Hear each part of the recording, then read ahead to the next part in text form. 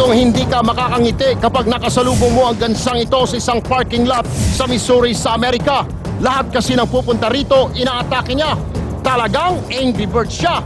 Pero kaya pala mainit ang ulo ng gansa. May nililimlimang itlog ang asawa niya.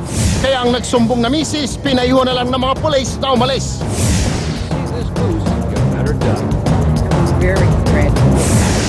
Heto naman ang siguradong di mo aalisan ang opossum na si Ratatouille nakipagkarerahan sa snow. O ha? Ataw diba? Kumakambyo pa. Nang sumemplang ang skateboard, aba, humingi pa ng take 2. Kaya hayan, isinalang ulit sa karera si Ratatouille. Oras ng rondahin natin ang mga balita. Metro Action ngayon na.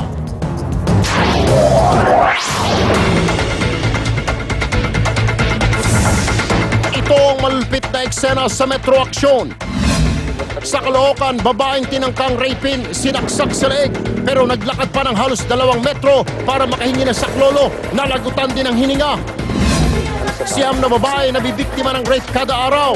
Ang nakakaalarma, di lang mga biktima ang minor de edad, kundi pati mismong mga sospek. Notorious daw na hold-upper sa Pasig, kalaboso matapos inuso ng sarili niyang kaanak. Isa pang hold-upper sa Caloocan, timbog din dahil ang getaway vehicle na gamit niya, bisikleta. Mga kalakal na ibinibenta sa isang junk shop sa QC, may bonus na granada. Bomb squad na pasugot.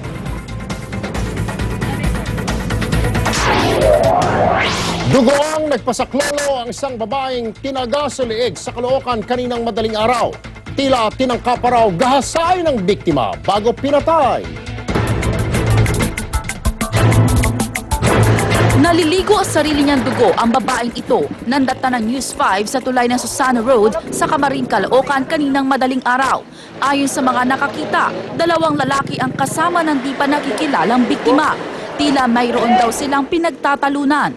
Nag-aaway sila tapos humingi yung babae ng tulong. Bigla namin linapitan. Tapos yung lalaki na kasama niya, biglang tumalon sa may tulay. Nagawa pa raw makalakad ng babae ng 2 metro para humingi ng tulong. Yan ay habang umaagos ang dugo mula sa kanyang leeg dahil sa taga. Pero sa huli, lumagapak din siya sa kanyang kamatayan. Yung tama ng babae sa leeg talaga, pati sa mukha eh. Talagang may galit talaga yung gumawa ng sir. Agad kinalugad ng mga tanod ang ilalim ng tulay kung saan nakita nila ang isang babae at 2 lalaking natutulog at hinihinalang tumitira ng solvent. Tolot ang ginawa ng 3 nahuli na may kinalaman sila sa krimen. Di naman po namin napansin sir. Sarap po ng tulog namin eh. Dahil mga menor de edad ang 2 sa nahuli, ito turn over sila sa DSWD. Blanco pa rin ng mga pulis sa pagkakakilanlan ng biktima at ng mga sospek. Samantala, parami na raw na parami ang mga kaso ng panggagahasa. Pero ang masaklap, mas tinatarget raw ang mga menor de edad. May report si Edison Reyes. Ikalima ng Marso, natagpuan sa ilog ang bangkay ng 7 taong gulang na babae na ginahasa at pinatay sa barangay San Dionisio, Parañaque City. Sa Santa Mesa, Maynila, 7 taong gulang din ang ni-rape at pinatay noong Sabado ng sospek na sina Cecilio Bacolod at Roderick Soliveres. Ayon sa DSWD Manila, nakakaalarma ang mga kaso ng rape dahil madalas kaanak o kakilala ng biktima ang mga sospek. Minsan sinasamantala yung tiwala eh. No? Nawawala yung nawawala ni pagiging magkadugo, magkamag-anak. Basta pagka umiral yung hindi maganda sa katawan niya at meron siya naramdaman na pagnanasa. Sa kanila ring tala, umabot sa 282 rape cases noong 2011. Ngayong taon simula Enero hanggang Pebrero, 35 na ang naitatala. 7 hanggang 15 taong gulang daw ang madalas na biktima. Ang pinakabata sa tala ng DSWD, 3 taong gulang. Alam mo, mas marami yung minor eh.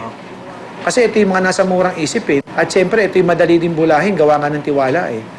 Base naman sa ulat ng National Statistical Board, 7 babae kada araw ang nabiktima ng rape noong 2002. Tumaas ang bilang sa 9 kada araw noong 2009 ayon naman sa PNP. Kaya payo ng DSWD. Bantayan natin yung mga anak natin habang lumalaki. Edison Reyes, News 5. Susunod, hold-upper sa Caloocan may bagong style. Gamit na getaway vehicle, bisikleta. At mga kalakal na binibenta sa isang junk shop sa QC, may kasamang granada.